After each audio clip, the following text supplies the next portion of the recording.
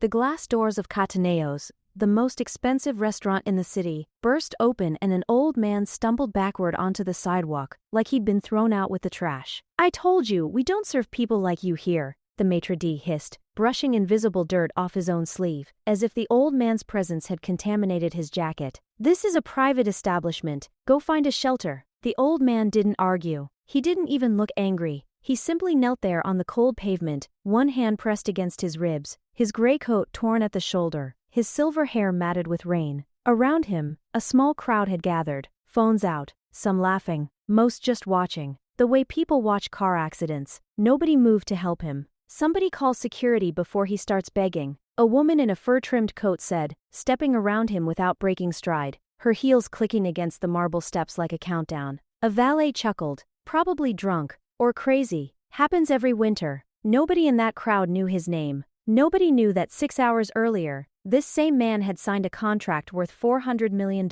Nobody knew that his face, under different lighting, in a different suit, had been on the cover of 3 business magazines that year.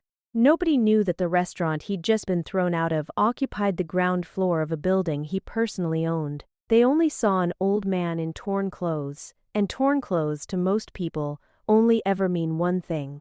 Then a girl in a stained apron, 19 years old, exhausted, smelling faintly of fried onions from her shift at the roadside stall 3 blocks away, pushed through the crowd.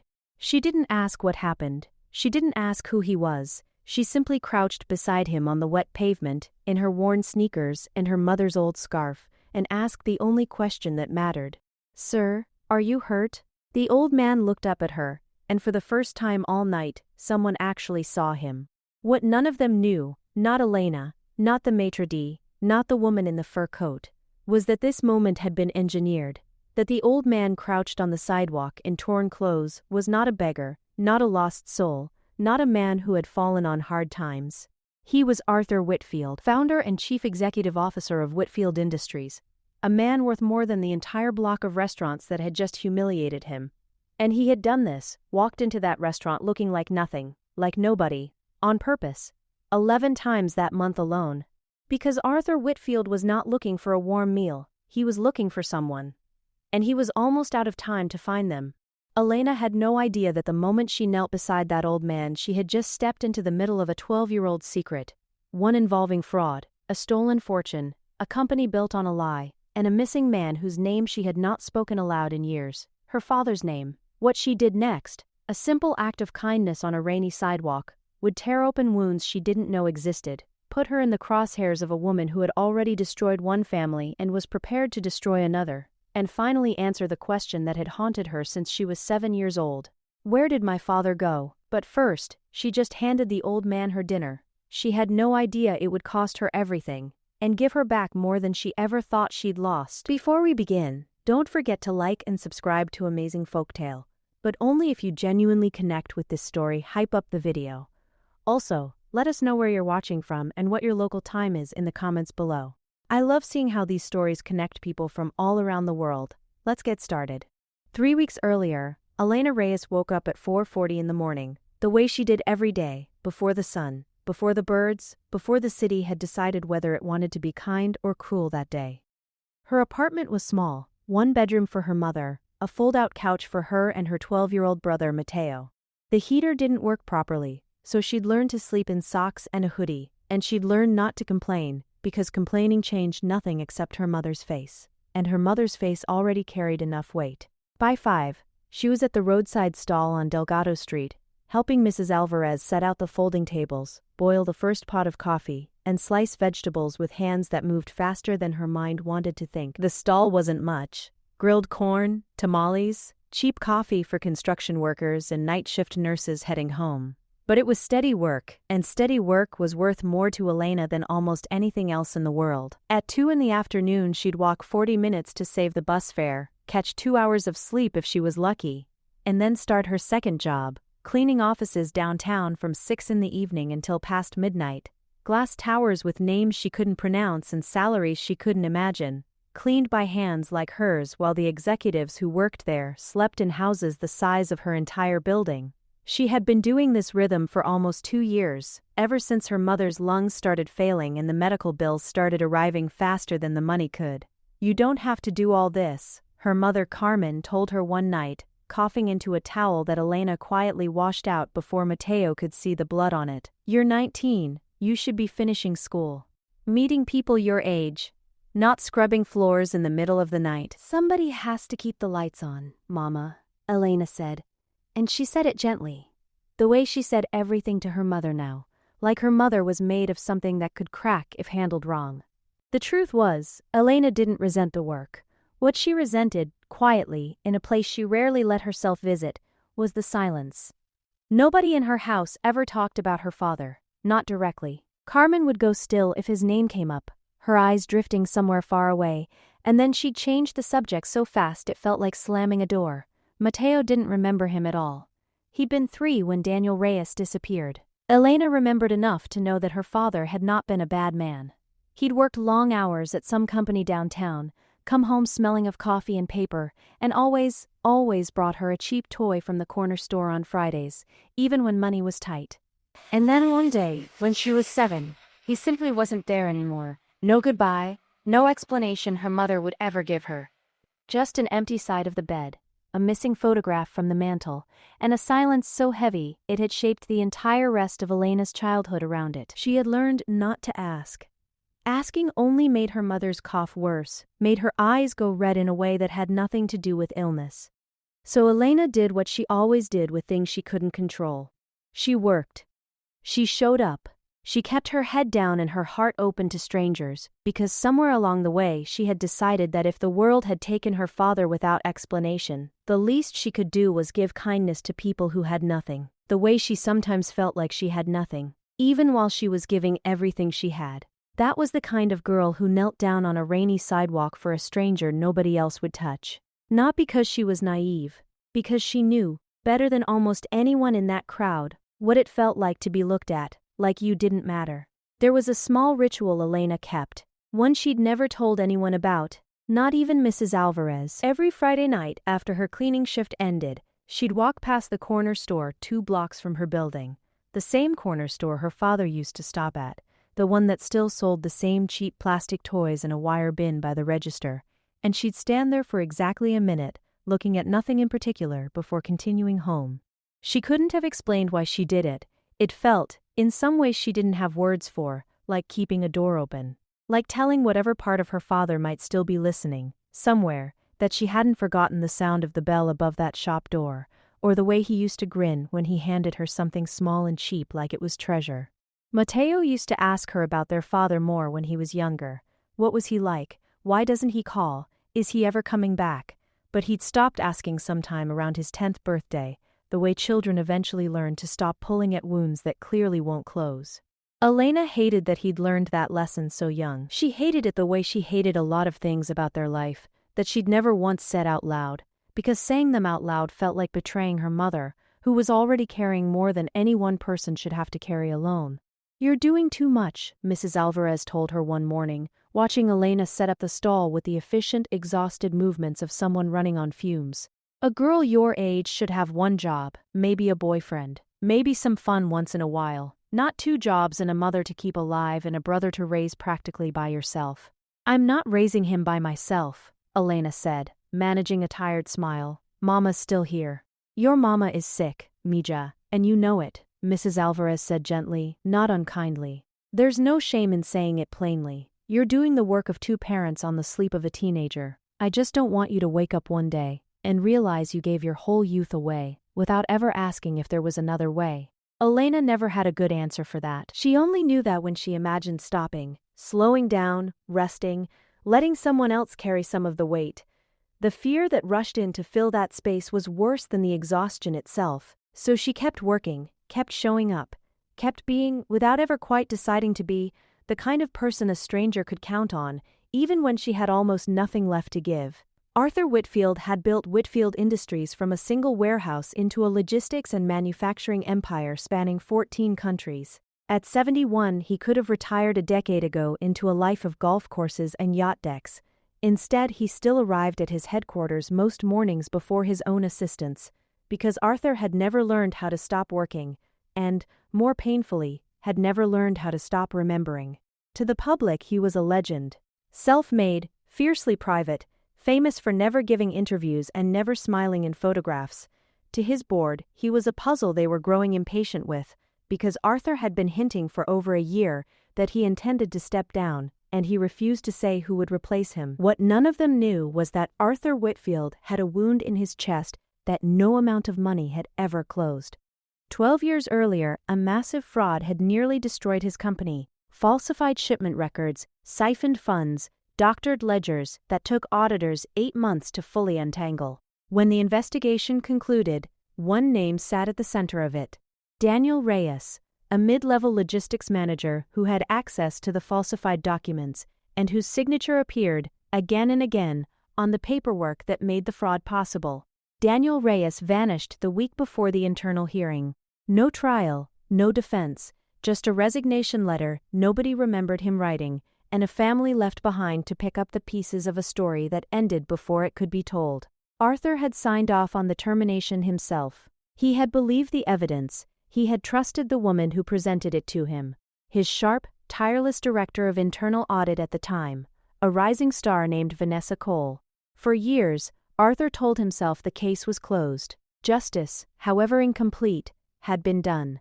The company recovered. Vanessa rose through the ranks, eventually becoming his executive assistant and the person he trusted most with the day-to-day running of his empire. But 2 years ago, going through old archived files during a routine digital migration, Arthur found a discrepancy. A shipment log dated 3 days after Daniel Reyes had already been locked out of the building. Someone else had accessed that system using credentials that, on paper, belonged to a name Arthur didn't recognize. A contractor account that had been created and deleted within the same week. It was such a small thing. A single line in a log file.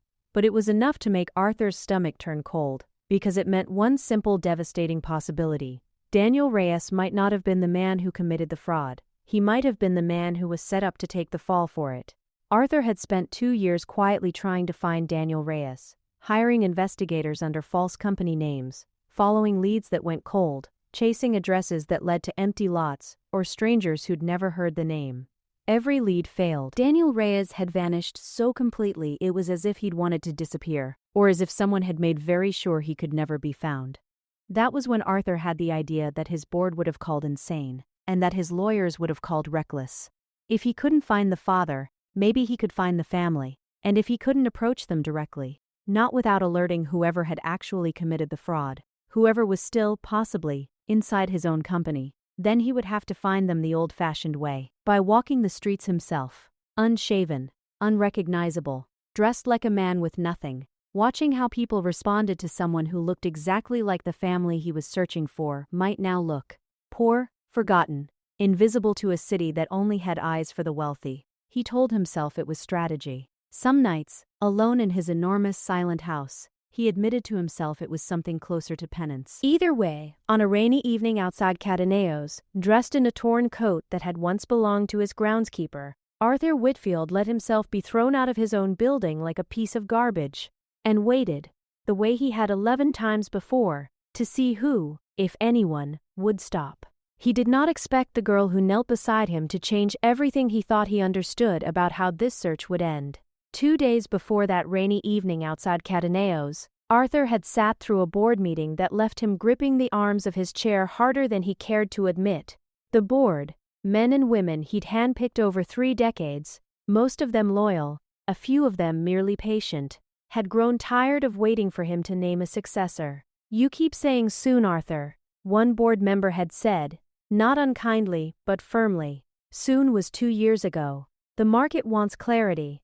Frankly, so do we. Vanessa has run this company's daily operations flawlessly for over a decade. She knows every division, every relationship, every number. If you're not going to name her interim CEO, the least you owe this board is an explanation for why not. Arthur hadn't answered that day. He couldn't, not without revealing a suspicion he had no proof for yet, that the woman the board trusted most might be the very person responsible for the deepest wound this company had ever survived. So he'd said only that he needed a little more time, watched the disappointment ripple across the table, and left the meeting feeling, for the first time in his long career, genuinely afraid of what might happen to everything he'd built if he guessed wrong. That fear was the real reason he'd walked out into the rain that night in a stranger's torn coat. Not eccentricity, not some late-life crisis, as Marcus liked to joke. Desperation, dressed up as an experiment, because Arthur Whitfield had run out of boardrooms in which to find the truth, and had decided finally to go looking for it on the street instead. Vanessa Cole's office sat 2 doors down from Arthur's, close enough that she could hear his footsteps in the hallway and know, from the rhythm of them, exactly what kind of mood he was in. She had spent 14 years learning to read him that precisely. It was, she often told herself, the reason she deserved everything that was coming to her. She was brilliant. Genuinely, undeniably brilliant. She had rebuilt Whitfield Industries' internal audit systems after the fraud scandal 12 years ago, modernized 3 entire divisions, and quietly become the person the board called first whenever Arthur was unreachable. To most employees, she was terrifying in the way that competent people often are, precise, unemotional, allergic to excuses. To Arthur, she had been indispensable for over a decade. What Arthur did not know, what almost no one still working at Whitfield Industries knew, was that Vanessa Cole had been 29 years old and desperate the year the fraud occurred. Desperate to be noticed. Desperate to escape a department where her ideas were routinely credited to men with less experience and more confidence. She had found the discrepancies in the shipping ledgers months before anyone else did.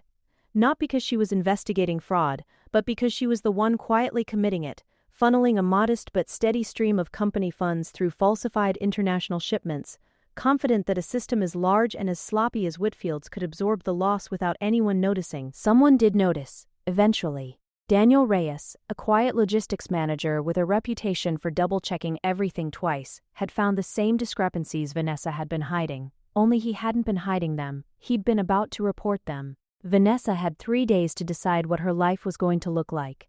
She chose to become the person who discovered the fraud instead of the person who caused it.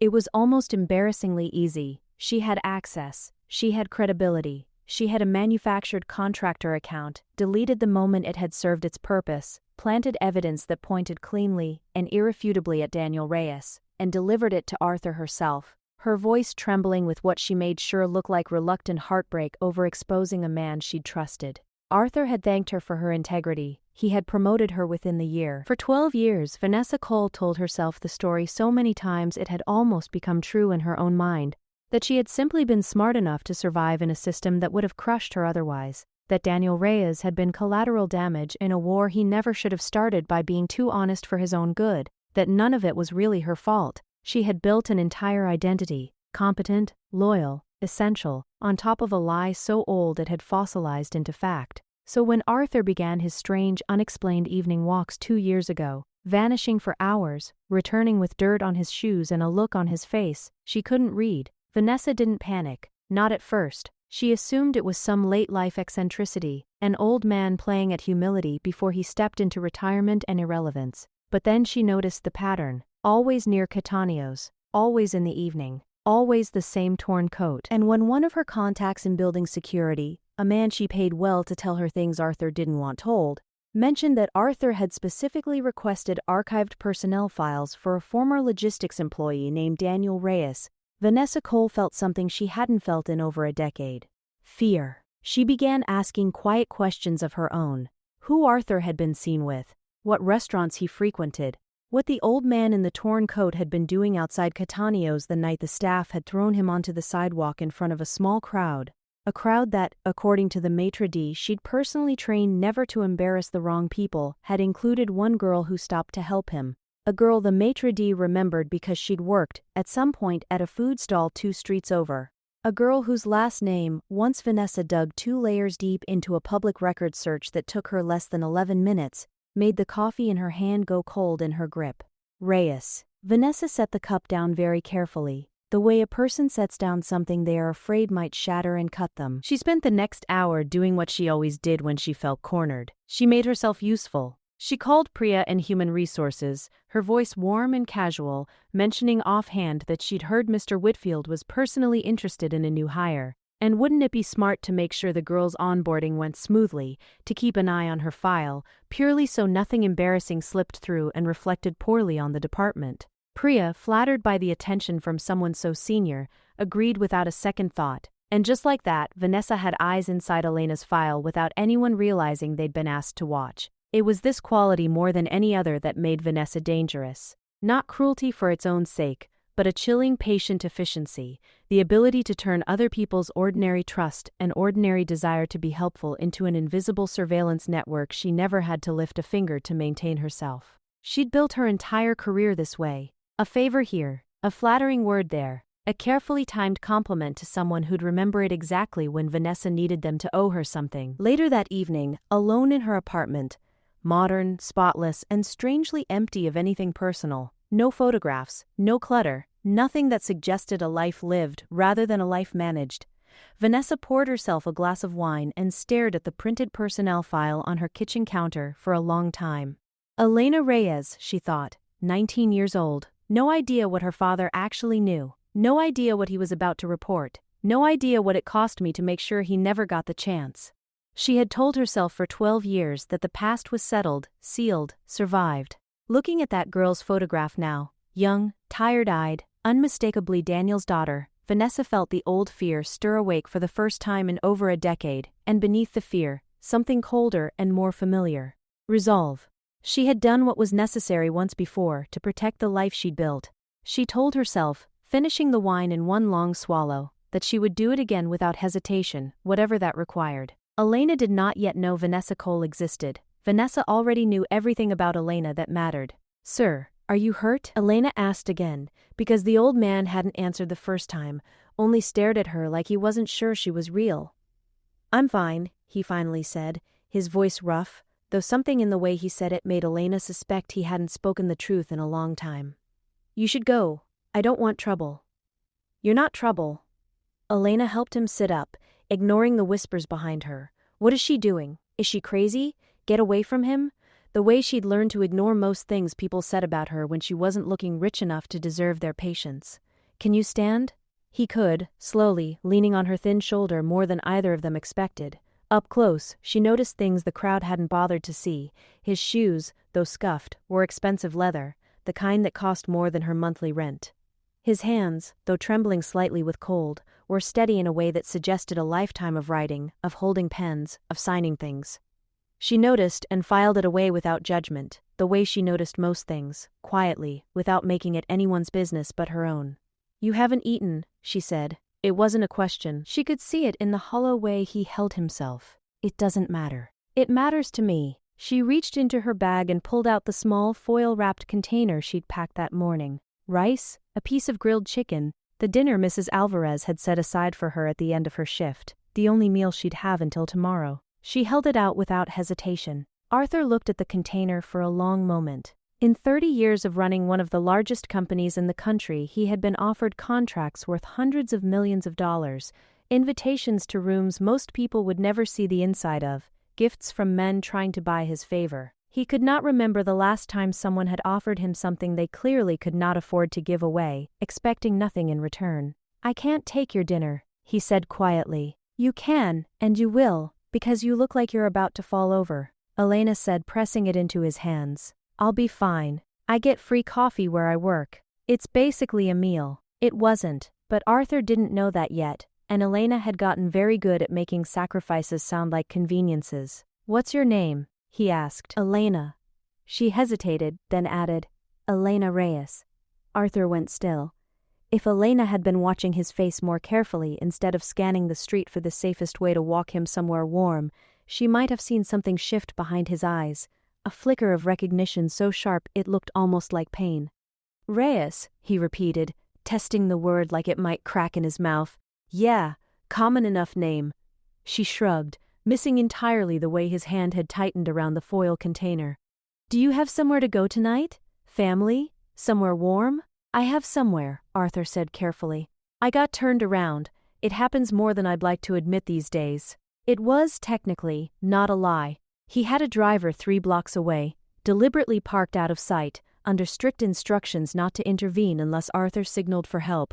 Marcus had been watching the entire humiliating scene from behind the wheel, jaw tight, hands gripping the steering wheel hard enough to whiten his knuckles, hating every second of an assignment he'd sworn. After the 3rd time Arthur came home limping, he would eventually refuse to repeat. Elena walked with the old man 3 blocks in the wrong direction from where she needed to go, guiding him gently past a group of drunk college students, steering him around a patch of broken glass, chatting about nothing in particular: the weather, the price of coffee, a joke about how the restaurant staff's uniforms probably cost more than her rent, because she'd learned that frightened, humiliated people needed noise more than silence, needed to feel like the world was still ordinary even when it had just been cruel to them. When they reached the corner where Marcus's car sat waiting, Arthur stopped. "This is far enough," he said. "Thank you, Elena. Truly." "You're sure you're okay?" "I'm sure." He studied her face for a long moment, the tired eyes, the stained apron, the scarf that had clearly belonged to someone else first, someone who'd loved it before her, and something in his chest ached in a way that had nothing to do with his ribs. "There's just one more thing," Arthur said, unclasping the heavy watch from his wrist. It caught the streetlight, gold and unmistakably expensive, the kind of object that belonged nowhere near a torn coat and scuffed shoes. "Oh, I don't want that," Elena said quickly, stepping back. "I wasn't helping you for a reward." "I know," Arthur said, and for the first time all night, he almost smiled. "That's exactly why I want you to hold on to it, just for a few days. I'm not thinking clearly tonight, and I don't trust myself not to lose it wandering around like this. Would you keep it safe for me? I'll find you to collect it." It was an unusual request. Elena almost said no, but there was something in the old man's eyes, something lonely, something that looked less like a man testing her and more like a man asking quietly to be trusted by someone for the first time in longer than he could remember. "Okay," she said finally, slipping the watch into her coat pocket without even glancing at its brand. "But you have to promise me you'll get somewhere warm tonight." "I promise," Arthur said. He watched her walk away into the rain, hands shoved in her pockets, shoulders squared against the cold, until she disappeared around the corner. Then he turned and walked slowly toward Marcus's car, and for the first time in 2 years of searching, felt something loosen in his chest that he hadn't realized had been clenched shut the entire time. He had found her. Now he had to decide what exactly he was going to do about it, and how much of the truth she could survive knowing. Marcus had driven for Arthur Whitfield for 9 years, long enough to know when his employer was hiding something, and long enough to have earned the right to say so out loud. "That's 11, Marcus said quietly, once Arthur was settled in the back seat, wincing as he peeled off the torn coat like it was a costume he was relieved to shed. 11 times this month you've done this. Cataneo's, the shelter on 9th, that diner in Riverside. 11 different people you've let humiliate you in public, sir. I've kept count because somebody has to. I know the number, Marcus. Do you also know that one day, somebody's going to actually hurt you? You're 71 years old. You have a heart condition your doctor has begged you to take seriously. And you're out here letting maitre d's shove you onto sidewalks like you're testing bathwater." Arthur was quiet for a moment, staring out at the rain-streaked window, at the city lights blurring past like something out of a memory he couldn't quite place anymore. "This wasn't like the others," he finally said. Marcus glanced at him in the rearview mirror. "How so?" "Her name was Elena Reyes." The car went very quiet. Marcus had been with the company long enough, had in fact worked briefly in logistics before transferring to the executive fleet, to remember the name Reyes attached to a scandal that had rocked Whitfield Industries over a decade ago. He didn't say anything. He didn't need to. Arthur could see the recognition land on his face in the mirror. "You think it's her," Marcus said carefully. "Daniel Reyes's daughter." "I think," Arthur said, "that in 11 attempts, I have handed strangers everything from spare change to a business card with a fake charity's name on it, hoping someone would ask for something, anything, and prove to me that kindness, real kindness, still exists without a price tag attached. 10 of them asked, not cruelly, understandably. People are tired, Marcus, and tired people ask for things. That's not a flaw in them, that's honesty." He paused. "She didn't ask for anything. She gave me her dinner. She didn't even glance at the watch." "The watch has the recorder in it," Marcus said. It wasn't a question. Arthur nodded slowly. "It's been recording every interaction since I started this. Every person who took it and immediately tried to pawn it while I stood right there. Every person who asked me for money the second they realized I might have some. I don't judge them for it. Desperation makes rational people do rational things. But I needed someone who wouldn't. I needed to know if a person like that still existed in this city. Someone who would help a stranger and mean it, with nothing riding on the outcome. And if she's really Daniel Reyes's daughter, Then I have found something I have been looking for 2 years, Arthur said, and I have absolutely no idea what to do with it. Marcus pulled the car to a stop outside Arthur's building, but neither of them moved to get out. Sir, Marcus said carefully, if this girl is who you think she is, and you go anywhere near her without a plan, without protecting her, you could put her in real danger. You know who benefited from her father disappearing. You know that person still works 2 doors down from your office. Arthur's jaw tightened. I'm aware. Does Vanessa know you've been searching for Reyes's family? No one knows. I've kept the investigators outside the company, paid in cash where I could, used a shell entity for the paperwork. I've been careful, Marcus. 12 years careful. Marcus hesitated, then said the thing he'd been holding back for months. Careful people don't get thrown out of restaurants 11 times in a month, sir. Someone's going to notice. Someone already might have. Arthur didn't answer right away. Outside, rain continued to fall against the windshield, and somewhere 3 miles away, Elena Reyes was climbing the stairs to her apartment, a stranger's gold watch tucked safely in her coat pocket, with absolutely no idea that the object she'd agreed to hold onto for a few days was quietly recording every word she said to her mother that night, every worried question about money, every tired joke to make Mateo laugh, every small unguarded piece of a life Arthur Whitfield had no right to be listening to. And yet, somehow, could not bring himself to stop. He told himself he would delete the recordings the moment he confirmed her identity. He did not yet know that somewhere across the city, Vanessa Cole had already begun asking her own questions, the kind that didn't need a hidden recorder, because Vanessa had never needed evidence to act.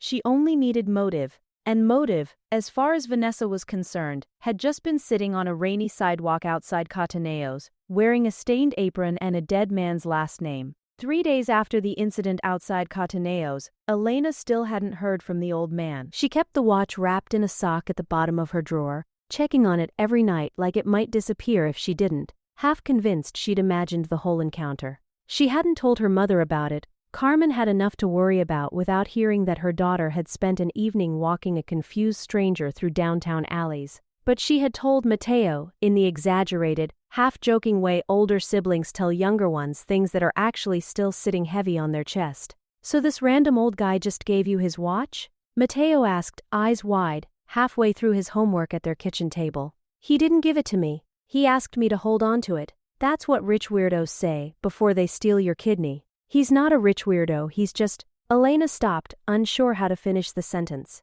Lonely, she thought.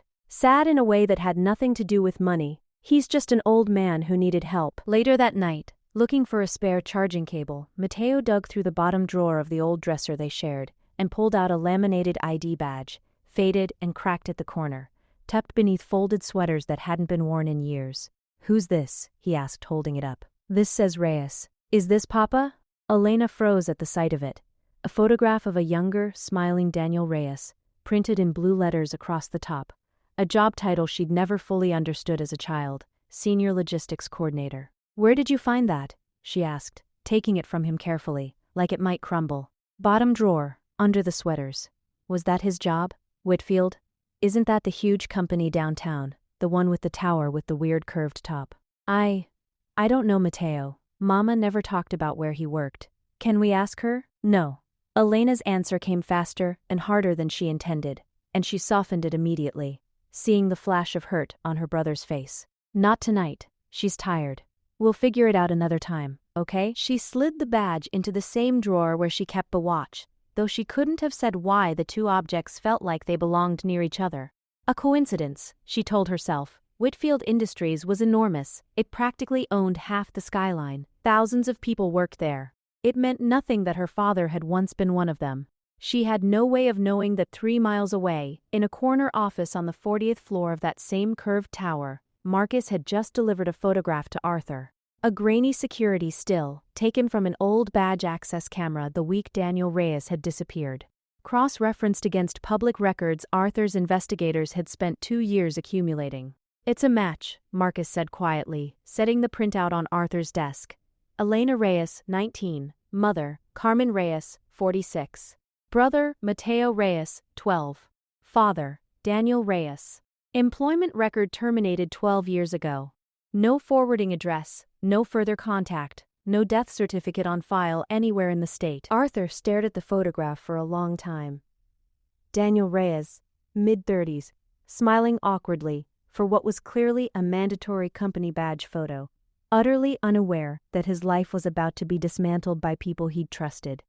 "I owe this family more than I can ever repay," Arthur said quietly.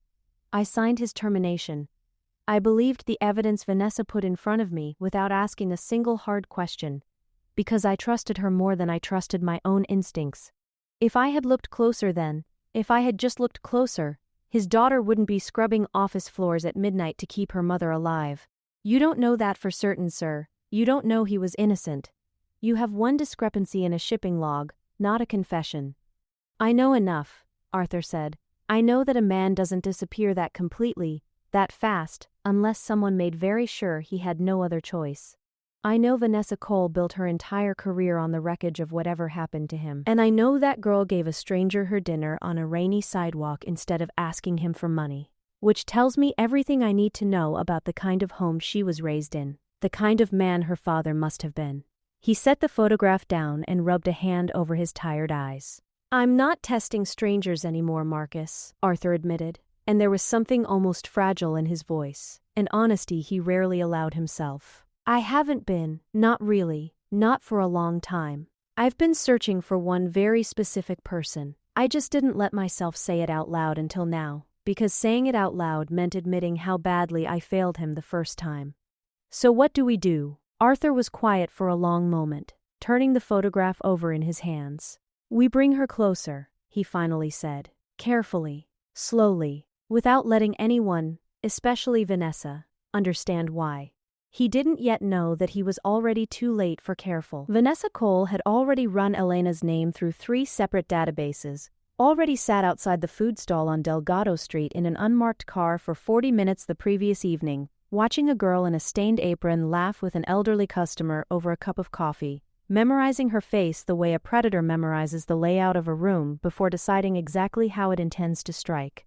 The letter arrived on a Tuesday, delivered by courier to the small apartment on Delgado Street, printed on heavy cream paper with the Whitfield Industries emblem embossed at the top. Elena almost didn't open it, certain it was a mistake, certain someone had the wrong address, but her name was there, spelled correctly, and so was an invitation, not a job application, an invitation to join Whitfield Industries as a junior administrative associate in the Archives and Records Division, starting the following Monday. Full benefits, a salary that made her sit down hard on the couch and read it 3 times to make sure she wasn't imagining the number. "This is insane," she told her mother, hands shaking as she held the letter. "I didn't even apply. I don't have the qualifications for something like this." Carmen read the letter twice, her expression unreadable. Did that old man have anything to do with this, the one with the watch? Elena hadn't made the connection until her mother said it out loud, and then it hit her all at once. The timing, the coincidence that wasn't really a coincidence at all. She still hadn't heard from him about the watch. Maybe this was how he intended to collect it. Maybe this was his way of saying thank you. She called the number listed at the bottom of the letter, and a calm professional voice, a human resources coordinator named Priya, confirmed that, yes, Mr. Whitfield's office had personally requested her application be expedited, that this was, in fact, a legitimate offer, and that Elena should absolutely consider herself fortunate, because Mr. Whitfield very rarely took this kind of interest in an individual hire, and that Elena should absolutely consider herself fortunate, because Mr. Whitfield very rarely took this kind of interest in an individual hire. What Priya did not say, because Priya did not know, was that Arthur had specifically requested Elena be placed in the Archives and Records Division for one deliberate reason. It was the department where 12 years of old personnel files, old shipping logs, and old internal audit trails were physically stored, boxed and half forgotten in a basement level most employees never visited. It was, in other words, exactly where Arthur needed a trustworthy set of eyes and hands, close enough to the past to eventually stumble across pieces of it, far enough from Vanessa's daily orbit not to raise immediate suspicion. Arthur told himself this was for Elena's protection as much as his investigation, that keeping her in the archives kept her away from Vanessa's floor, away from Vanessa's notice, away from any danger his search might eventually create. He told himself the salary, generous as it was simply fair compensation, and not in any way guilt dressed up as generosity. He did not tell himself the whole truth, which was this. He wanted to know, beyond any doubt, whether Elena Reyes was Daniel's daughter before he said a single word to her about her father. Because if she was, And if the truth about what had happened to him was as ugly as Arthur suspected, he needed to be absolutely certain before he handed a 19-year-old girl a grief that had been buried for over a decade. Elena, of course, understood none of this. She only understood that a kind old man she'd helped on a rainy sidewalk had somehow turned into the reason her family's entire situation was about to change. She cried when she told Mrs. Alvarez she'd have to leave the food stall, cried harder when she told her mother the salary would cover Carmen's medication without Elena needing a second job at all, cried the good kind of tears for the first time in longer than she could remember. "See?" Carmen said, holding her daughter's face in both hands, smiling in a way Elena hadn't seen in months. "Kindness comes back around, mija. It always does, eventually." Elena wanted so badly to believe that was the whole story. She had no idea that 4 floors above the department she'd be reporting to on Monday morning, a woman named Vanessa Cole had already read her personnel file 3 times, already noted with quiet, controlled fury exactly which department Arthur had placed her in, and had already begun making a phone call to an old contact from 12 years ago, someone who had helped her once before, someone who still owed her a very large, very specific favor. "She's in the building now," Vanessa said into the phone, her voice flat and cold. "I need you to help me make sure she doesn't stay long enough to become a problem." On Elena's first day, riding the elevator up to the archive department with her new badge still smelling faintly of plastic, the doors opened on the 40th floor by mistake, and for 3 brief, disorienting seconds, Elena found herself face to face with the woman who had ruined her family, with absolutely no idea who she was looking at. "Sorry, wrong floor," Elena said, reaching for the button panel, embarrassed. "It happens to everyone their first week," the woman said smoothly, her smile warm and professional, betraying nothing of the calculation happening behind it. "You must be the new archive hire, Elena, is it?" "Yes, I'm sorry, have we met?" "Not formally. I'm Vanessa Cole, Mr. Whitfield's executive assistant. I make it a point to know the names of everyone he takes a personal interest in." There was something in the way she said personal interest that Elena couldn't quite place, a faint edge beneath the pleasant surface, gone almost as quickly as it appeared. "Welcome to Whitfield Industries. I hope you'll be very comfortable here." "Thank you," Elena said, stepping back into the elevator as the doors began to close, unaware that she had just spent 30 seconds in a small metal box with the person responsible for 12 years of her family's grief, unaware of the way Vanessa's polite smile dropped the instant the doors sealed shut, replaced by something colder, more assessing, more dangerous. Vanessa stood in the hallway for a long moment, after the elevator descended, turning the brief encounter over in her mind. The girl was polite, unassuming. Nothing about her manner suggested she knew anything at all about her father's past at this company, which was, for the moment, reassuring. But reassurance, Vanessa had learned long ago, was a luxury that expired quickly in situations like this one. She made a mental note to have someone keep closer track of which files exactly the new archive hire would have access to, and how quickly she might need to act if that access ever became a problem worth worrying about. She did not yet know how quickly that worry would prove justified. Elena's first 2 weeks at Whitfield Industries passed in a blur of new hire orientation, badge photos, and the strange, disorienting luxury of an office building, where the coffee was free, and nobody looked at her like she didn't belong. Or so she thought, before she noticed the way certain employees seemed to already know her name before she'd introduced herself, the way conversations sometimes stopped a half-second too late when she walked past a certain corner of the executive floor. She didn't understand it yet.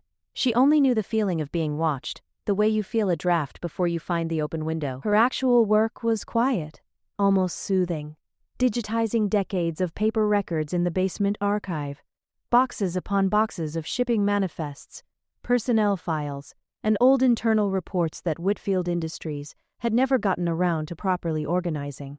It was there, in her 3rd week, that she met Harold Fung. Harold was 68, one of the last remaining employees who'd worked at Whitfield Industries during the fraud scandal 12 years ago, kept on well past retirement age, because he understood the archive's ancient filing system better than anyone alive. He was kind to Elena in a careful, watchful way, offering her tea from a battered thermos, correcting her filing mistakes gently, occasionally going quiet in a way that felt less like distraction and more like memory. "You said your last name was Reyes," Harold said one afternoon, not looking up from the ledger he was cataloging. "Yeah, Elena Reyes." Harold's pen stopped moving for a moment. "There was a Reyes who worked here once. Logistics department. Good man, from what I remember. Careful with numbers. The kind who'd double-check a shipment 3 times before he'd sign off on it. Elena's chest tightened. That might have been my father. Daniel Reyes. Harold set his pen down very slowly. I wondered, he said quietly. You have his eyes. Do you know what happened to him? My mother never talks about it. I was 7 when he left. One day he just wasn't there anymore.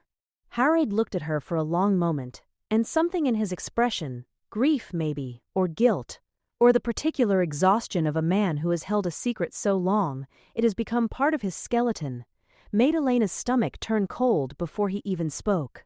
I don't know everything, Harold said carefully. I want you to understand that. I was an accountant, not an investigator. But I remember the fraud case. Everyone in this building remembers the fraud case, even now, even the ones who won't say so out loud.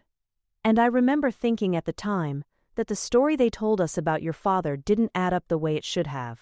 What do you mean? Harold glanced toward the door, lowered his voice further. I mean the numbers were too clean, Elena. Real fraud is messy. It's mistakes covered by other mistakes. What we were shown was organized, almost rehearsed. And the person who presented that evidence to Mr. Whitfield 12 years ago was very, very good at making things look exactly the way she needed them to look. Who presented it? Harold hesitated so long, Elena thought he might not answer at all. I've said more than I should, he finally murmured, standing abruptly, gathering his things with hands that weren't quite steady. Ask your questions carefully in this building, Elena. Some people have very long memories and even longer reach. I liked your father. I'm sorry I didn't say something 12 years ago when it might have mattered. I was afraid. I'm still afraid, if I'm honest with you, but you deserve to know that not everyone believed the story they told us. He left before she could press further, and Elena sat alone in the archive room long after he'd gone, her heart pounding, replaying his words over and over. The person who presented that evidence was very good at making things look exactly the way she needed them to look. That night, staying late to finish a box of files she was behind on, and, if she was honest, unable to make herself go home to a quiet apartment where these questions would only echo louder, Elena moved a heavy crate in the back corner of the archive and found a smaller, unlabeled box wedged behind it, coated in over a decade of dust, clearly forgotten rather than filed. Inside, beneath a layer of old memos, she found a worn leather notebook. The handwriting on the first page stopped her heart. It was her father's. She recognized it instantly, the particular slant of his D's, the way he crossed his T's with a small flourish at the end, the same handwriting from the birthday card she'd kept hidden in a shoebox since she was a child. Page after page of careful notes, dates, shipment numbers, a phrase circled twice near the middle that made her hands go cold. Discrepancy does not match my submitted reports. Someone altering after signature. The notebook ended abruptly, mid-sentence, on a page dated 3 days before her father disappeared. Elena sat on the archive room floor, the notebook trembling in her hands, and felt, for the first time in 12 years, something break open inside her that had been sealed shut since she was 7 years old. Her father hadn't run away. Something, or someone, had made absolutely certain he never got the chance to finish what he'd started writing. She had no way of knowing that the very notebook she now held, the one piece of physical evidence that could finally prove Daniel Reyes's innocence, was the exact object Vanessa Cole had spent 12 years quietly, patiently searching for, and had never, despite every resource at her disposal, been able to find, until now. Vanessa had torn apart 3 different storage units, 2 off-site archive facilities, and, at considerable personal risk, hiring a contractor under a false name to do it, an entire section of the basement archive itself, 4 years earlier, searching for exactly this notebook.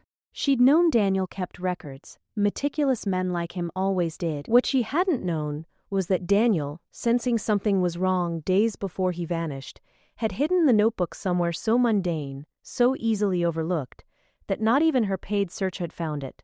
Wedged behind a crate of memos nobody had touched in over a decade, in a department Vanessa herself rarely had reason to visit. She would find out about its discovery far sooner than Elena expected, because Harold Fong, terrified by his own conversation with Elena and the memories it had dredged back up, made the mistake of mentioning to a colleague in the break room, quietly he thought, though not quietly enough, that the Reyes girl found something in the archive, something that might finally clear her father's name. The colleague, a mid-level analyst who occasionally reported gossip to Vanessa's assistant in exchange for small favors and better assignments, repeated the comment within the hour. By the time Elena had made it home that night, notebook wrapped carefully in a scarf at the bottom of her bag, Vanessa already knew in broad strokes that the one piece of evidence she had spent 12 years failing to destroy had finally surfaced, and that it had landed, of all places, directly in the hands of Daniel Reyes's own daughter. She did not sleep that night. She sat at her kitchen counter until nearly dawn, turning over every option available to her, discarding the reckless ones, refining the careful ones, until she arrived at a plan with the same cold clarity she'd once used to build a false case against an innocent man. If she couldn't destroy the evidence, she would destroy the messenger's credibility before anyone had the chance to believe her. Elena didn't tell anyone about the notebook right away. Some instinct, the same instinct that had once told her not to ask her mother about her father's disappearance, warned her to be careful, to understand more before she trusted anyone with what she'd found. She started small. She asked Harold gentle, careful questions over their shared tea breaks, and though he remained guarded, he confirmed enough. A date here, a name there, for Elena to begin piecing together a timeline. She spent her lunch breaks quietly cross-referencing old employee directories against the initials scattered through her father's notebook, trying to understand who else might have been involved, who might still be in the building. She didn't yet have Vanessa's name, but she was getting close, and somehow, impossibly, Vanessa already knew it. It happened on a Thursday, 4 days after Elena found the notebook. She arrived at her desk to find 2 members of corporate security waiting for her, along with a stone-faced woman from Human Resources, and standing slightly apart, arms crossed, an elegant woman in a charcoal suit whom Elena had never formally met but had seen from a distance on the executive floor. Vanessa Cole. Elena Reyes, the HR representative said. "We need you to come with us." "What's going on?" Elena's heart was already pounding, some animal instinct recognizing danger before her mind caught up. "We've received a report that confidential company documents were found in your workstation," Vanessa said smoothly, her voice carrying the practiced calm of someone who had rehearsed this moment. "Financial records that should never have left the executive floor. We take corporate espionage very seriously here, Miss Reyes." I haven't taken anything," Elena stammered, her face going hot with confusion and fear as security escorted her to her desk, where, sitting in her bottom drawer beneath a stack of files she hadn't touched in days, was a folder of documents she had never seen before in her life, printed financial statements, marked confidential, bearing dates and figures that meant nothing to her. "I've never seen these," Elena said, her voice shaking now, panic rising in her throat as every employee on the floor turned to stare, phones angled just slightly, the way people angle their phones when something humiliating is about to be someone else's problem instead of their own. "Please, I don't know how those got there." "That's what everyone says," Vanessa said, not unkindly, which somehow made it worse, the performance of sympathy layered over something Elena couldn't name but could feel, cold and deliberate, radiating off the woman like a held breath. "I understand this is frightening, but you understand why we have to take it seriously. Mr. Whitfield personally arranged your hiring. Some might say, that makes this look even worse, not better." The words landed exactly where Vanessa intended them to land. A public accusation, delivered with just enough compassion to seem fair, that simultaneously destroyed Elena's credibility and quietly poisoned the idea that Arthur's interest in her had ever been legitimate. Elena watched, helpless, as co-workers who'd smiled at her that same morning now looked away, as the HR representative gestured for her badge, as her entire new life, the one that had felt just weeks ago, like proof that kindness still meant something in this world, began collapsing around her in real time. She thought of the old man outside Cataneo's, thrown onto the sidewalk while a crowd watched and did nothing. Now she understood, with a sick, dizzying clarity, exactly how that had felt. "Please," Elena said, and hated how small her voice sounded. "Please, someone has to believe me. I didn't do this." Nobody moved to help her. Security took her badge, escorted her toward the elevator, and Vanessa Cole watched her go with an expression of practiced, professional regret that never once reached her eyes, because Vanessa had learned, 12 years ago, exactly how effective this particular kind of quiet cruelty could be, and exactly how few people would ever stop to question it. What Vanessa did not know, could not have known, standing there so certain of her own success, was that 3 security cameras on that floor had recently been quietly upgraded on Arthur Whitfield's personal instruction, feeding not only into the standard building system, but into a private server Marcus checked every evening. And Marcus, watching the footage stream in real time from a monitor 2 floors above, was already dialing Arthur's private line, his voice tight with barely controlled fury. "Sir," Marcus said, the moment Arthur picked up, "you need to see this. She's doing it. Right now. It's happening exactly the way you said it might."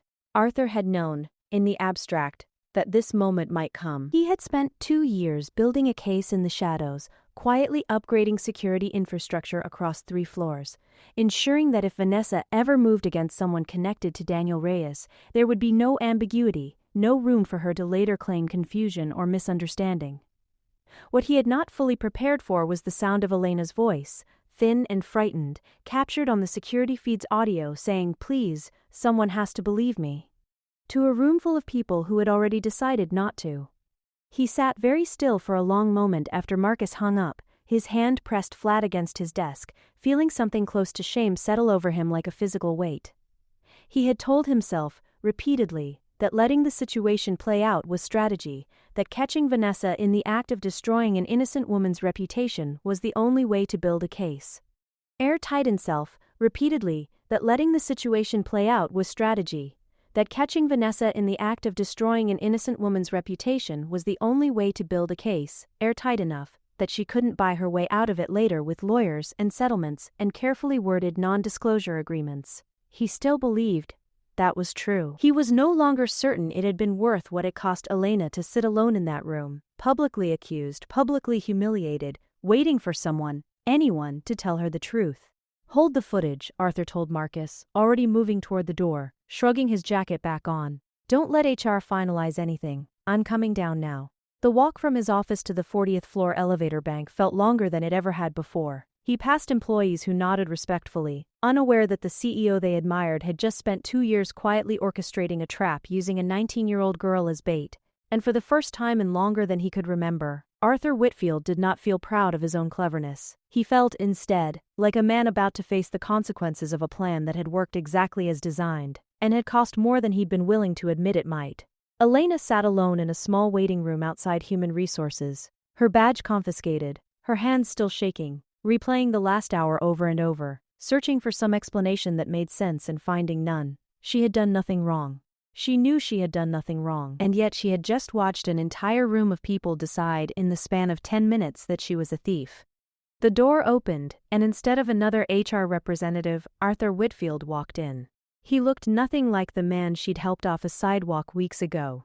No torn coat, no confusion, dressed instead in a perfectly tailored suit that made him look every bit the billionaire CEO she'd had no idea he was. Elena stood so fast her chair scraped loudly against the floor. "You," she said, stunned, pieces beginning to click into place with a speed that made her dizzy. You're Arthur Whitfield, you're him, the man from the restaurant." "Yes," Arthur said quietly, "I owe you an explanation, Elena, and I owe you an apology first, because what just happened to you should never have been allowed to go this far, and the truth is, I let it." "You let it?" Elena's voice cracked, disbelief and betrayal colliding in her chest. "I just got accused of stealing in front of the entire floor.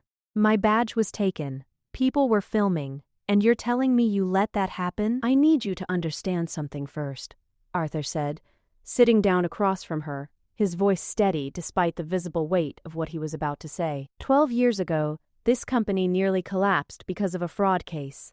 A man was blamed, fired, and disappeared before he could defend himself. That man's name was Daniel Reyes. Elena's breath caught. "That's my father." "I believe it is," Arthur said gently. "I have believed it for weeks.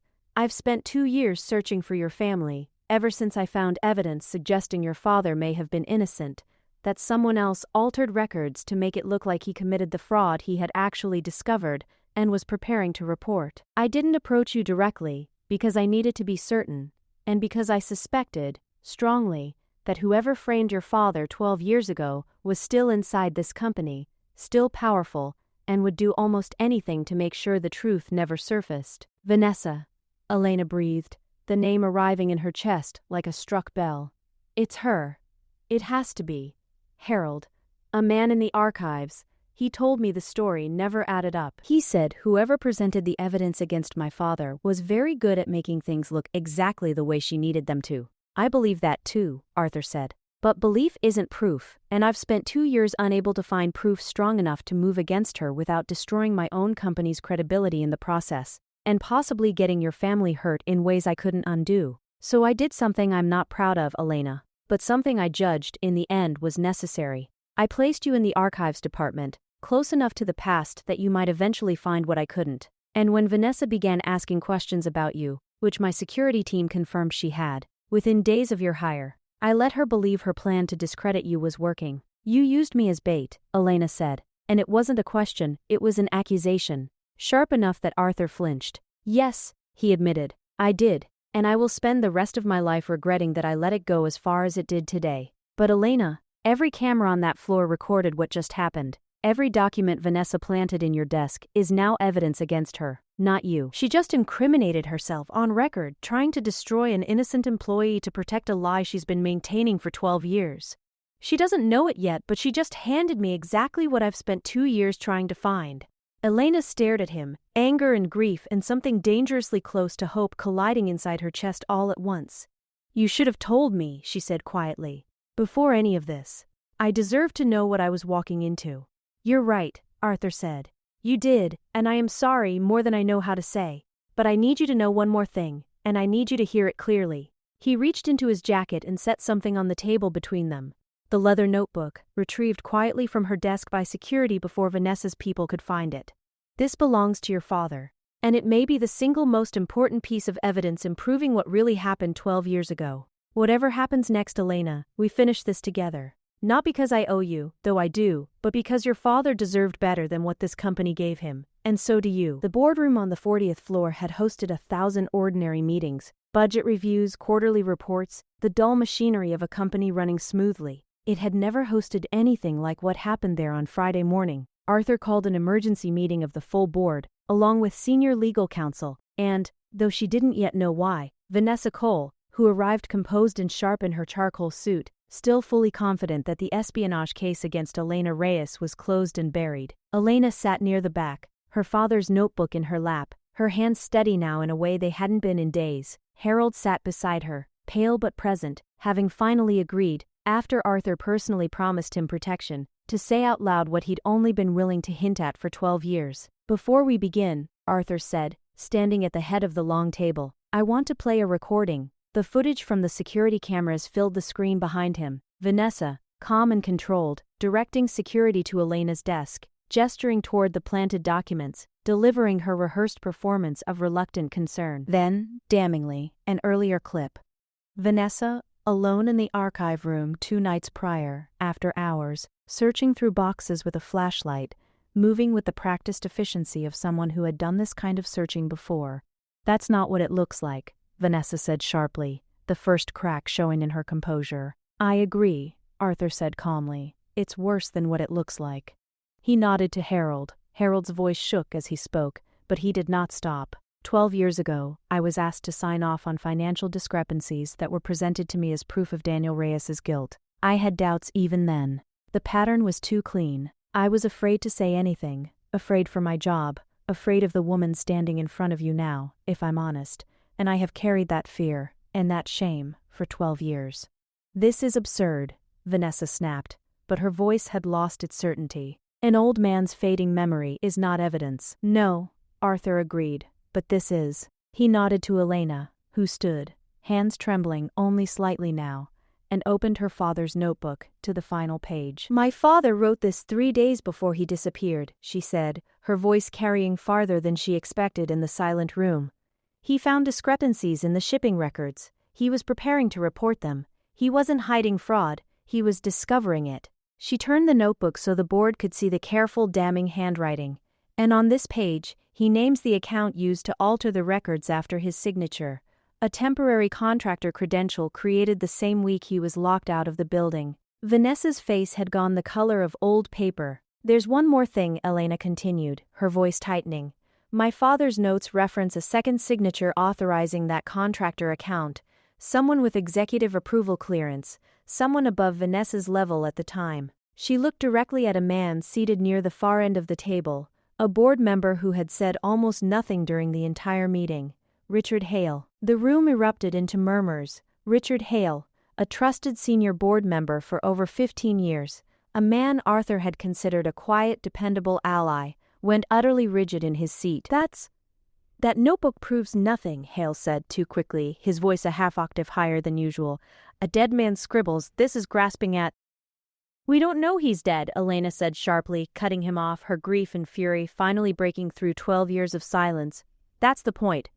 Nobody ever bothered to find out. You made sure of that, didn't you? Arthur's expression, watching Hale's composure crumble in real time, went cold in a way none of the board members had ever seen from him. Richard, he said quietly, I trusted you with this company for 15 years. I think it's time you explain to everyone in this room exactly what you and Vanessa did to Daniel Reyes, and exactly where he might be now. The silence that followed was the loudest thing Elena had ever heard. Richard Hale's hands trembled as he reached for the water glass in front of him, and for a moment it seemed like he might simply refuse to speak at all, might sit there in silence until security removed him from the building.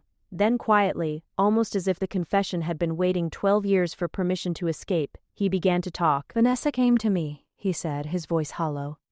12 years ago. She said she'd made a mistake with some shipment logs, that she needed temporary elevated access to correct it before anyone noticed, before it became a bigger problem than it needed to be. I approved a contractor credential. I didn't ask enough questions. I told myself I was helping a colleague fix an honest error. He swallowed hard.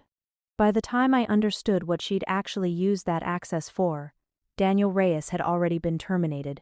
The evidence against him was already in Arthur's hands. I told myself it was too late to say anything without destroying both our careers, and I have told myself that same lie every single day for 12 years. You knew, Elena said, her voice trembling with a fury she'd never allowed herself to feel out loud before. You knew my father was innocent, and you let him disappear rather than risk your own reputation. I didn't know he was innocent, Hale said weakly. Not for certain, not then.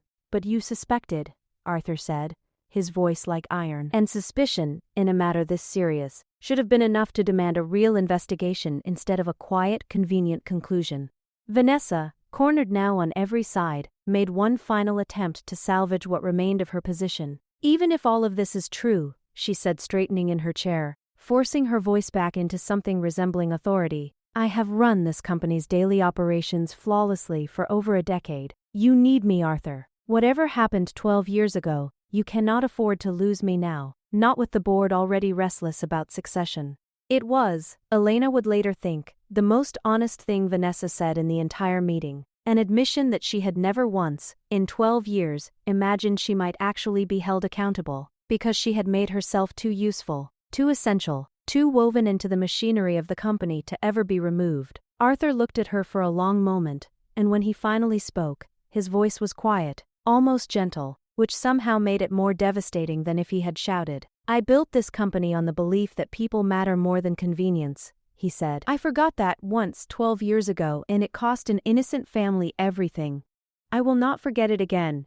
You're finished here, Vanessa, today. Security will escort you out, and my legal team will be in contact regarding the criminal referral we're filing this afternoon. Vanessa did not cry, did not offer any final defense. She simply stood, smoothed the front of her charcoal suit with hands that were, for the first time anyone in that room had ever seen, visibly unsteady, and walked out without another word. The sound of her heels against the marble floor, the only noise in a boardroom that had just watched 12 years of buried truth finally come into the light. Vanessa Cole did not confess gracefully. She spent the better part of an hour trying to argue, deflect, and threaten legal action against a company she had spent 12 years quietly bleeding for her own benefit. But the evidence, the security footage, the notebook, Harold's testimony, and eventually, Richard Hale's own frantic self-preserving confession as he tried to shift as much blame onto Vanessa as possible, left no room for her carefully constructed story to survive. It came out, piece by piece, over the following weeks, as internal investigators and eventually outside auditors reconstructed what had actually happened 12 years earlier.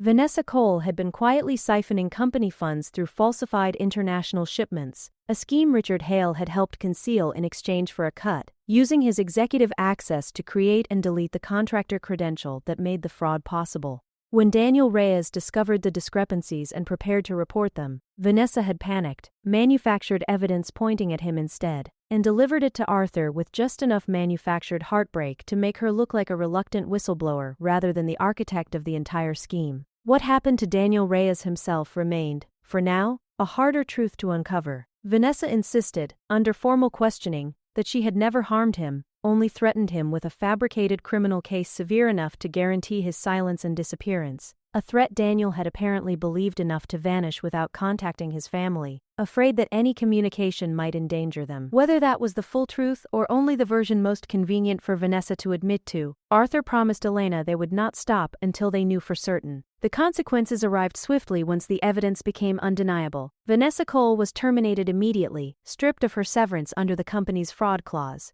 and formally reported to law enforcement for embezzlement, fraud, and witness intimidation. Richard Hale resigned from the board within days, though resignation did little to protect him once federal investigators began examining the falsified financial records with the same scrutiny that had once, unfairly, been turned entirely on Daniel Reyes. The story broke publicly within a week, a business scandal explosive enough to dominate headlines for a news cycle, though Arthur, for once, didn't shy away from the attention. He gave his first interview in over a decade, sitting beside Elena, publicly and formally clearing Daniel Reyes' name, apologizing on behalf of the company for a failure of judgment that had cost one family 12 years of unnecessary suffering. "I trusted the wrong person's version of the truth," Arthur told the cameras, his voice steady despite the visible emotion beneath it. "That trust cost an innocent man his career, his reputation, and quite possibly his family. I can't undo 12 years. But I intend to spend whatever years I have left, making sure this never happens to anyone else in this company again." Vanessa Cole, once one of the most powerful women in the industry, was led out of a courtroom 3 months later in handcuffs, her carefully built reputation collapsing as completely and publicly as she had once made sure Daniel Reyes did. Former colleagues who had once feared and respected her now avoided even speaking her name. The empire she had spent 12 years quietly protecting had, in the end, been the very thing that exposed her. For Elena, watching justice finally arrive did not feel like triumph. It felt mostly like exhaustion, the particular bone-deep tiredness of finally setting down a weight she hadn't fully realized she'd been carrying her entire life. Her father's name was cleared, the world finally knew the truth, but her father himself was still, achingly missing. And no courtroom verdict, no headline, no public apology could give her back the 12 years, or guarantee her the one thing she wanted more than anything else in the world: the chance to see him again.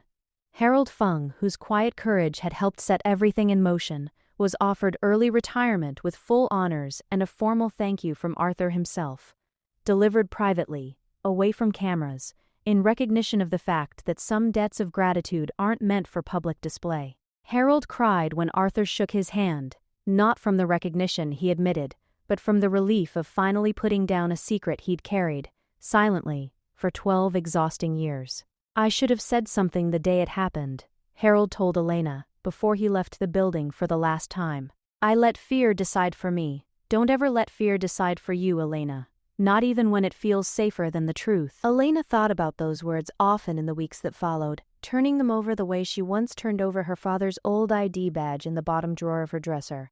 A small, careful object that had once felt like the only proof she had that he'd existed at all, and now felt like the first thread in a story that was, finally, unraveling toward an answer. The company itself underwent sweeping changes in the months following Vanessa's arrest, an independent audit of every department she'd touched, new whistleblower protections implemented at Arthur's personal insistence, and a public commitment, covered extensively in the business press, to review any past personnel decisions that had been influenced by evidence Vanessa Cole had a hand in presenting. 3 other employees, it turned out, had been quietly pushed out over the years under circumstances that, on closer inspection, bore Vanessa's same careful fingerprints. Each of them received formal apologies, and where possible formal reinstatement or compensation. It would never be enough to undo 12 years. Arthur knew that. Elena knew that too. But it was, both of them agreed, a start, proof that the truth, however long it took to surface, was never entirely buried for good. 2 weeks after Vanessa Cole's arrest, Arthur invited Elena and her mother to his office, the real one, on the 40th floor, sunlight pouring through windows overlooking the entire city he had spent a lifetime building an empire in. He slid a folder across the desk toward Elena. Inside was a formal settlement offer, a figure large enough to change her family's life completely, along with an offer for a permanent executive track position within the company. Mentorship, under Arthur himself, a future Elena could not have imagined existed for a girl who, 2 months earlier, had been cleaning office floors at midnight to keep the lights on. "You've earned this," Arthur said quietly. "More than earned it. Your father deserves this justice, and you deserve to never worry about money again." Elena looked at the folder for a long moment. Beside her, Carmen, still frail, but stronger now, breathing easier since her treatment had finally been properly funded, reached over and gently squeezed her daughter's hand, silently letting her know that whatever she chose, her mother would support it. "I don't want the money," Elena finally said. Arthur blinked, clearly not expecting this. "Elena, this isn't charity, this is restitution. Your family has suffered because of decisions this company made." "I know," Elena said. "And I'm not saying no because I don't need it, God knows we do. But money doesn't answer the only question that's mattered to me since I was 7 years old." Her voice caught, but she pushed through it. "I don't want a settlement, Mr. Whitfield. I don't want an executive title. I want my father. I want to know where he went, whether he's still out there somewhere, whether he ever stopped being afraid long enough to think about coming home. I want my family to finally have an answer, instead of a silence that's lasted 12 years. The room went quiet. Arthur studied her for a long moment, something shifting behind his eyes, not disappointment, but a kind of profound respect he hadn't expected to feel this deeply. "Then that's what we'll do," he said finally. "I'll fund the most thorough private investigation this country has ever seen. Every resource I have, every contact, however long it takes." "And the settlement?" Carmen asked gently. "We'll still be here," Arthur said, "waiting, whenever Elena decides she's ready for it. But I understand now what she's telling me. Some debts can't be paid with money. They can only be paid with truth." It took 4 more months. The investigators finally traced Daniel Reyes to a small coastal town 1,100 miles away, living under a different name, working quietly at a fishing dock, having spent 12 years believing that staying hidden was the only way to protect the family he loved from a danger he still, even now, didn't fully understand had passed. When Elena finally saw him, older, grayer, his hands rough with years of work he'd never wanted, his eyes filling with tears the moment he recognized his daughter standing on the dock in front of him, 12 years of silence broke all at once into something that had no need for words.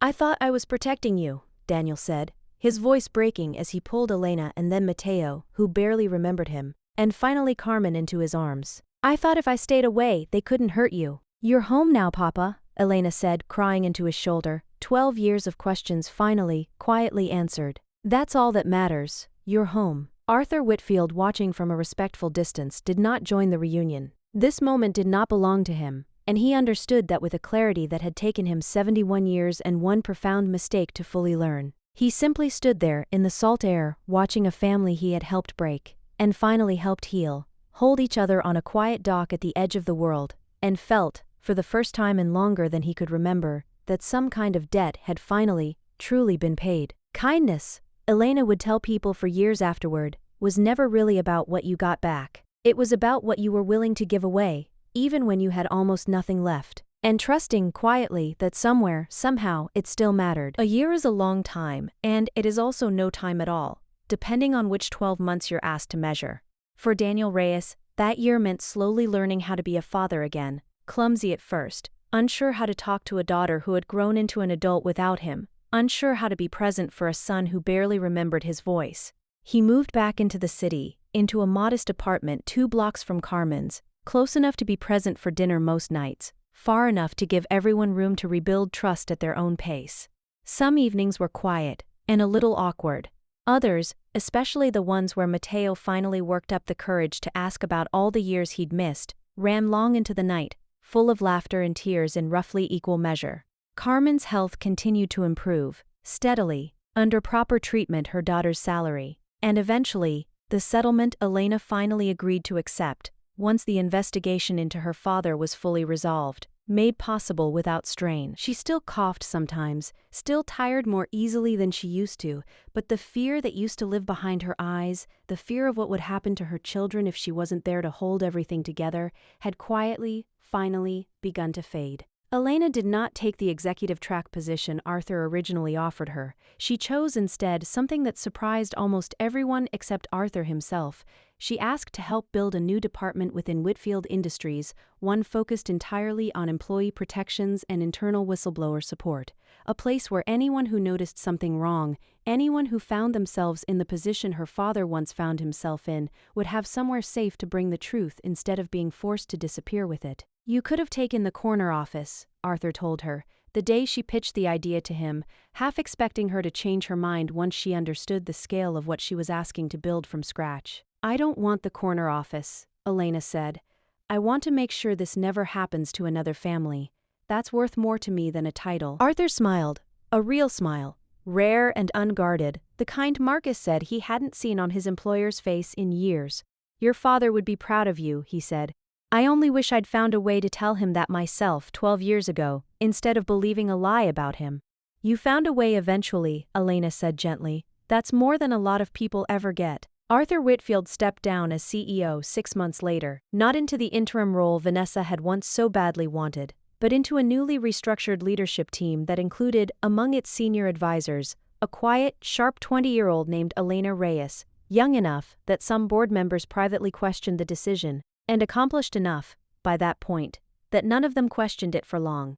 On the 1-year anniversary of the night outside Cataneo's, Elena walked past the restaurant on her way home from work, the way she sometimes did, without quite planning to. The same maitre d' who had once thrown an old man onto the sidewalk was still working the door, still wearing the same practiced, dismissive expression he reserved for anyone who didn't look wealthy enough to matter. He didn't recognize her. There was no reason he should have. She looked on the surface, like any other young professional walking home from a long day downtown. But Elena recognized him instantly, and for a moment, standing on that same stretch of sidewalk, she felt the full weight of everything that had happened since that rainy night settle over her, quiet and enormous and impossible to fully put into words. She didn't stop. She didn't say anything to him. She simply kept walking, toward an apartment where her father would be waiting with dinner, where her mother would be laughing at something Mateo said, where a family that had once been broken by silence had slowly, patiently, learned how to be whole again. Kindness had cost her almost nothing that night. A container of rice and chicken, 20 minutes of her time, a willingness to kneel beside a stranger nobody else would touch. It had given her back everything. Moral of the story. This tale reminds us that we ought never to evaluate individuals by their riches, social level, or looks. While Elena showed him affection without expecting anything in exchange, the old man was insulted since others thought he was poor and useless. Her empathy showed that how one treats others, especially those unable to provide anything in return, reveals a person's actual character. Still, another crucial lesson is that truth finally shows itself, even if it could be buried for a very long time. Daniel Reyes was wrongly accused, and his family suffered for many years, but honesty and hard work finally exposed the true offenders. The story also makes clear how bravery and honesty can help to bring about justice and transformation, while fear and quiet can let injustice to persist. Most significantly, kindness is always used. Elena's small deed of assisting a visitor exposed a 12-year-old lie and changed her life. The narrative serves as a reminder that although greed, dishonesty, and selfishness finally cause one to fall, kindness, honesty, and compassion may help to change lives.